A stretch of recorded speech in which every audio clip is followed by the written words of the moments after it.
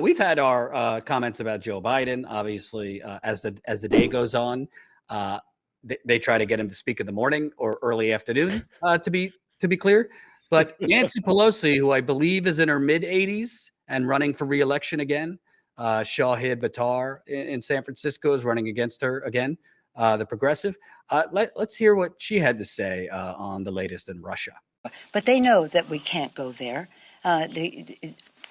Putin is trying to bait the trap so that we go in, and that's could be the beginning of World War III. Putin totally irresponsible using weapons that are not allowed under the Geneva Convention. Putin, who threatens use of chemical weapons, nuclear, and the rest. So they know that we can't, but it's the ask. Now, he was this morning more. If we can't have a no-fly zone, let us have our own, and we need the airplanes to come in. No. This morning he was less on the ask for the policy, more on let us do it, help us get the planes. But also there is a school of thought that thinks the anti-aircraft missiles and the rest are a very important way. Myself, when I see those tanks, that 40 miles of tanks, I'd like to take out those tanks. I mean, I think that them having more planes might be useful, but that I'm not a military strategist. We hope that we will be able to get up to a place. I hope. You asked me how. I hope that we can get to a place where the MiGs, which are the kinds of planes they've been trained on, can go to Ukraine. The F-16s, especially if we have an excess of them, can backfill for Poland. Oh my God. I hate to be an ageist, but listen, this is the Speaker of the House. She is third in line for the presidency. I don't know if she had too much of her gourmet ice cream, if she sprinkled it with wine. I don't know what she was trying to say. She sprinkled in there wanting to take out some tanks. To be clear, and Mitch McConnell's fairly up there too, but he's at least more coherent. He's corrupt, but he's coherent. That all jokes aside, that's kind of troubling that, one of the most powerful politicians in the country doesn't seem to be able to construct full sentences during a war. Yeah, I mean, think about it. Kamala's the most eloquent of the bunch at this point. That's terrifying, isn't it? But that reminded me. I don't know if you remember back a ways when Ron Paul was on camera, and all of a sudden his face went. He had that stroke right in the middle of freaking giving.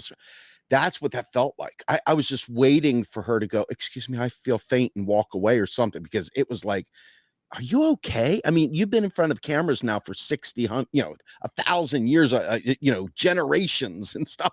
There you are. And wow. I mean, I genuinely, and I can't stand the woman. I mean, I'm not sure I'd piss on her head to put out a fire, but man, oh man, that was painful to watch. I mean, imagine her with the keys to the car or the finger on the button. My God, how terrifying would that be? Well, she has her fingers on a lot of buttons. I mean, yeah, maybe not the nuclear button, but I mean, she is very influential on blocking progressive legislation. She's very instrumental. I mean, nothing really progressive is getting through that house as long as she's speaker. Not that if she was replaced by a younger, more lucid, corrupt person, it would be that much better. But I mean, you just have to wonder, what are these people going to be allowed to be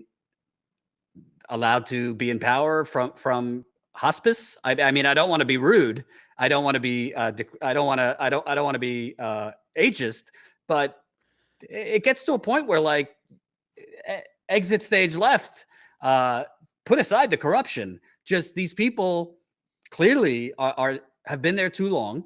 They're corrupt. And they're also not sound of mind. I mean, there's rules to run for president. So why shouldn't there be rules to stay in office?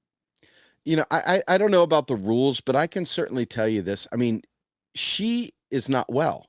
And there's something there. Like when I say not well, I mean, she is in a position where her job is dependent on her putting together coherent messages. She's a messenger. She is a negotiator. She's all these different things. And to see her up there like that, I think it's not an ageist thing, but I do think there's a competency thing. I mean, if you're unable to drive, if you can't make coherent decisions, if you don't have a good reaction time, if your vision's bad, you can't drive.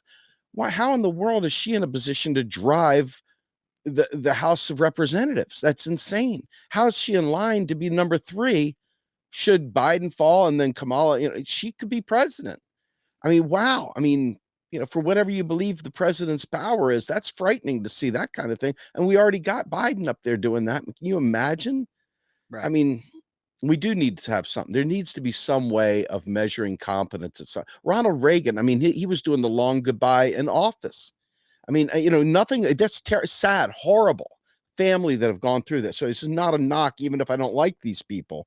It's a respect thing. But the fact is that you're impaired.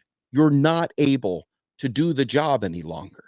And I do believe that there should be some sort of competency, threshold. I don't know what that would be. I'm not a doctor. I'm not a scientist. But for me as a citizen, I'd like to know that my leaders are capable of putting sentences together, Well, I'll tell you what. and I'll tell you what. You would not allow someone to continue to operate surgery if they were no, talking like that, but you would allow somebody to continue to make decisions on foreign policy, economic policy that affect hundreds of millions of people. I mean, it's just crazy. Whether they're yeah, Democrat, Republican, whatever, you would not let that person, if she was a doctor, do surgery on a bunny, let alone. So, yeah, it's just crazy. There's not much more to say other than no. yikes. Thanks for watching, and make sure to tune in to Status Coup's daily live stream Monday through Thursday at 5 o'clock Eastern Time and Fridays at 4 o'clock Eastern Time.